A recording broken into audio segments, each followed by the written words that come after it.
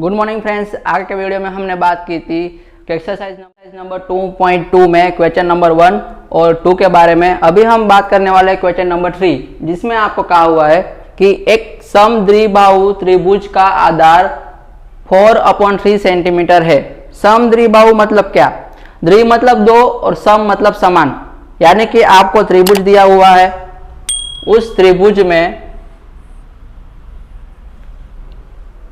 भुजा आपको दी है, ये आप क्या करते हैं, भुजा कहते हैं। क्लियर? तो इसमें 4/3 सेंटीमीटर है, वो त्रिभुज का एक आधार है। त्रिभुज का आधार मतलब नीचे का भाग कितना दिया है, 4/3 सेंटीमीटर आपको दिया हुआ है। क्लियर? और उसका परिमाप आपको दिया हुआ है। परिमाप मतलब त्रिभुज का पूरा परिमाप कितना दिया हुआ है, 4 × 2/15 सेंटीमीटर। तो उसकी दो बराबर भुजाओं का माप ज्ञात कीजिए, यानी कि ये दो भुजा आपको दी है, उसका माप हमें लाना है। अब हमने आगे की वीडियो में बात की थी कि जब आपको कोई भी माप दिया नहीं है, कोई भी संख्या दिया नहीं है, तो हम क्या लेंगे, x लेंगे, यानी कि दोनों भुजाओं को हम क्या मान लेंगे, x मान लेंगे। मान लेंगे कि पहली भुजा है वो भी x है और दूसरी भुजा है वो भी x है। उसके बाद त्रिभुज का जो परिमाप का सूत्र है, त्रिभुज का परिमाप मतलब क्या, तीनों भुजाओं का प्लस हमें ले लेना है। क्लियर? तीनों भुजाओं यानी कि दो भुजा और एक आधार आपको दिया हुआ है, इन तीनों का प्लस करके आपको परिमाप का सूत्र ले लेना है और उस तरह से हम सोल्व करेंगे। तो आइए देखते हैं कि किस तरह से हमें सोल्व करना है। पहले तो मैं यहाँ पे लिख दूंगा कि ये आपको यहाँ पे त्रिभुज दिया है। क्लियर? उसके बाद यहाँ पे आपको भुजा है, वो दी नहीं है तो मैं मान लूंगा कि x मेरी भुजा है। आधार आपको दिया हुआ है 4/3 सेंटीमीटर। तो दोनों भुजा हमने x ले ली है और आधार आपको दिया हुआ है 4/3 सेंटीमीटर। परिमाप आपको कितना दिया हुआ है, 4 × 2/15। 4 × 2/15 यानी कितना हो जाएगा, 15 × 4 60, 60 और 2 62/15। ये आपका यहाँ पे परिमाप पूरा दे दिया है। तो चलिए सोल्व करते हैं। पहले तो हम फॉर्मूला रख देंगे कि त्रिभुज का परिमाप बराबर, त्रिभुज का परिमाप यानी कि तीनों भुजाओं का आपको क्या ले लेना है, प्लस ले लेना है और आधार ले लेना है। तो तीनों भुजाओं का यानी कि आपको दो भुजा हमने x और x ले लिए और आधार आपका कितना है, 4/3। अब यहाँ पे आपको परिमाप दे दिया है, कितना दे दिया है, 62/15, यानी कि 62/15 बराबर x + 4/3। क्लियर? अब 4/3 है, यहाँ पे आपको बटे में 1 लेके 3 एलसीएम नहीं लेना है। मैंने पहले कहा था कि बराबर की इस साइड अगर प्लस की निशानी है तो ये पूरा जो पद है यानी कि 4/3 है वो इस साइड आ जाएगा, तो माइनस हो जाएगा क्योंकि यहाँ पे प्लस की निशानी है। तो 62/15 और माइनस 4/3 बराबर x + x। अभी हम 15 और 3 का क्या ले लेंगे, एलसीएम ले लेंगे। 15 और 3 का एलसीएम कितना आएगा, 15 ही आएगा। तो इसको 1 से करेंगे तो इसको 5 से करेंगे तो 15 आंसर आएगा। आप क्रॉस मल्टीप्लिकेशन भी कर सकते हो। 62 × 62 माइनस के बीच में निशानी, 4 × 20। एलसीएम हमारा जितना है उतना ही हम लेंगे भाग में। एलसीएम हमारा 15 था तो हमने 15 ले लिया है और बराबर x + x। x + x कितने होंगे, 2x। ओके, 62 - 20 कितने आए जाए, 42/15 बराबर 2x।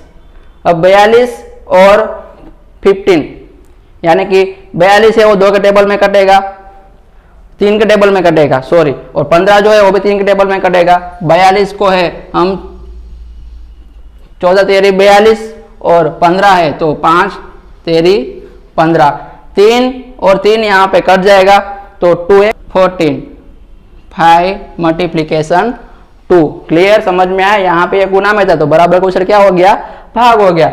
अब x बराबर 14 बट्टे में 5 दूनी कितने होंगे 10। अब 14 और 10 से वो 2 के टेबल में कटेंगे दोनों। 14 को हम 7 दूनी 14 और 10 है तो 5 दूनी 10। 2 और 2 यहाँ पे कैंसल आउट हो जाएंगे। कितने बचे 7 बट्टे में 5। 7 और 5 है वो दोनों एक दूसरे के टेबल में नहीं कटते हैं तो हम उसको वैसे के वैसे रख देंगे। तो आपका आंसर क्या निकल आ जाएगा x बराबर 7 बट्टे में 5। अभी अगर आपको ये मिश्र संख्या में आंसर लाना है तो मिश्र में आप किस तरह से लाओगे, जितना आपका एल से बट्टे में है, जो संख्या आपके बट्टे में दी हुई है अपन में दी हुई है उसको वैसे ही लिखनी है। 5 दिया था 5 ऐसे लिख दूंगा। 5 का 5, 5 का 5, हमें ऊपर कितने लाने हैं 7 लाने हैं तो कितने कम पड़ रहे हैं 2 कम पड़ रहे हैं। तो ये आपका यहाँ पे आंसर निकल आया है। यानी कि एक भुजा जो है यानी कि दोनों भुजा जिसको हमने x माना हुआ था वो हमारी कितनी होंगी 7 बट्टे में 5। ये 7 बट्टे में 5 है तो ये भी कितने होगी 7 बट्टे में 5 होगी। तो इस तरह से हमने एक क्वेश्चन सोल्व किया है। अगर आपको कोई डाउट है तो आप कमेंट सेक्शन में बता सकते हो। अभी हम बात करेंगे क्वेश्चन नंबर 4 के बारे में। ओके, तो अभी हम बात करने वाले हैं क्वेश्चन नंबर 4 के बारे में, जिसमें आपको कहा हुआ है कि दो संख्याओं का योग 95 है। यानी कि दो संख्या आपको ऐसी दी हुई है जिसका अगर आप प्लस करोगे तो 95 आंसर आएगा। फिर आपको कहा हुआ है कि यदि एक संख्या दूसरी से 15 अधिक है, कितनी अधिक है 15 अधिक है। अगर वो संख्या मान लो कि आपकी 30 होगी तो दूसरी उससे 15 अधिक यानी कितने होंगी, एक 30 है तो इससे वो 15 अधिक है तो 30 प्लस 15 कितने हो जाएंगे 45। क्लियर।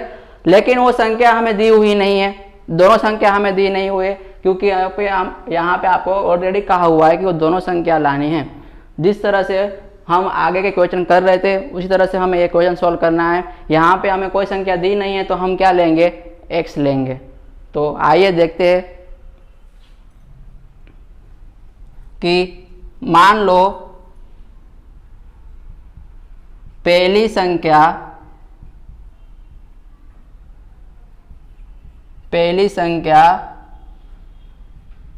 x है। पहली संख्या मैंने कितनी ली है x ली है। तो दूसरी संख्या अब जो दूसरी संख्या है यानी कि एक संख्या दूसरी से 15 अधिक है, यानी कि अगर x है ये तो इससे 15 अधिक होगी तो x प्लस 15। क्लियर। अब हमें क्या कहा हुआ है कि दोनों का प्लस 95 है, यानी कि ये दोनों का अगर आप प्लस कर रहे हो तो 95 आंसर आ रहा है। तो चलो करते हैं प्लस। पहली संख्या यानी कि x, दूसरी संख्या यानी कि x प्लस 15 बराबर 95। x और x कितने हो जाएंगे 2x प्लस 15 बराबर 95।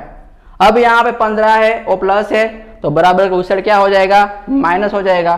तो 2x बराबर 95 माइनस 15। 95 में से आप 15 माइनस करोगे तो कितने बचेंगे 2x बराबर 80। क्लियर। अब जिस तरह से हम आगे कर रहे थे कि गुना में है तो बराबर का क्या हो जाएगा भाग हो जाएगा। तो x बराबर 80/2। 80/2 है तो किससे कटेगा 80/2 है तो हम 40 से काट देंगे। क्लियर। 80/2 यानी कि 40 से कटेगा तो x बराबर कितना आ जाएगा 40। यानी कि पहली संख्या जो आपने x ली थी वो आपकी कितनी है 40। क्लियर। तो दूसरी कितनी अधिक है 15 अधिक है। तो पहली अगर x है तो दूसरी कितनी होगी, दूसरी संख्या यानी कि x प्लस 15 यानी कि 40 प्लस 15 तो कितने होंगे 55। दूसरी संख्या भी आपको मिल गई है।